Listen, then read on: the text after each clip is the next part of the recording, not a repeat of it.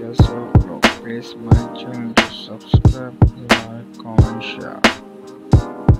মাসাবা হলেন মাসাবা গুপ্তা তার জীবনের উপর ভিত্তি করে নির্মিত একটি ভারতীয় জীবনমূলক নাটকীয় টেলিভিশন সিরিজ। এটি লিখেছিলেন এবং পরিচালনা করেছিলেন সোনাল নায়ার এবং এটি প্রযোজনা করেছিলেন অসিসি ইন্ডিয়ান ভিনিয়ার্ড ফিল্মস। এতে মাসাবা এবং তার মা নীনা গুপ্তা নিজেদের চরিত্রে অভিনয় করেছেন। সিরিজটি 28 আগস্ট 2020 তারিখে নেটফ্লিক্সে প্রিমিয়ার হয়েছে। দ্বিতীয় সিরিজের প্রিমিয়ার হয়েছিল 29 জুলাই 2005 সালে।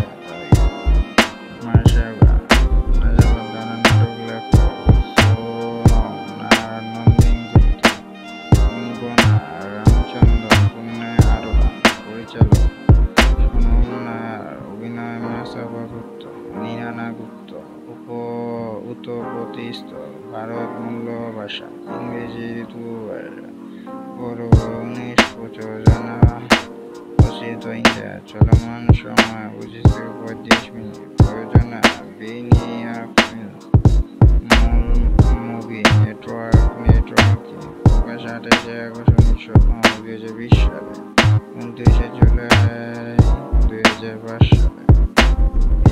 সম্পাদনা এই ধারাবাহিকতাটি মাসাবা জীবন্ত জীবনের একটি চিত্রনাট্য সংকলন,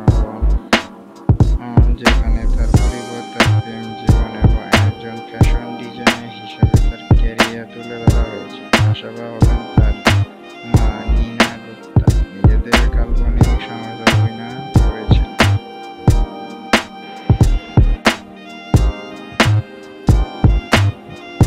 সংবাদপত্রে যখন তার কঠিন দাম্পত্য জীবনের গুজব প্রকাশিত হয়, তখন মাসাবা এবং তার বন্ধু-বান্ধব পরিবারের মধ্যে উত্তেজনা বিরাজ করে।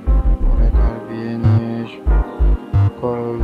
পুনর্কল্পনা উদ্ধত সংবাদ স্বামী বিনয়ের সাথে একটি পুরস্কার অনুষ্ঠানে যান এবং তিনি আশা করেন যে এটি সকলকে শান্ত করবে। যাই হোক, অনুষ্ঠানটি শেষ হওয়ার পরে জানা যায় যে দাম্পত্য সত্যি ভালোর জন্য সবকিছু শেষ করার সিদ্ধান্ত নিয়েছে এবং বিনিময়ে ক্রমাগত জেদের পর মাসাবা ইনস্টাগ্রামের মাধ্যমে খবরটি জনসংযোগে প্রকাশ করেন। যখন তিনি তার মা নীনা গুপ্তার সাথে বসবাস করে থাকেন, তখন তিনি বুঝতে পারেন যে অদূর ভবিষ্যতে পরিস্থিতির কোনো উন্নতি হবে না। বিনয়ের সাথে তার ছিন্ন বিচ্ছিন্ন জীবন চিহ্নিত নায়ার ক্রমাগত অবাঞ্ছিত সমাজ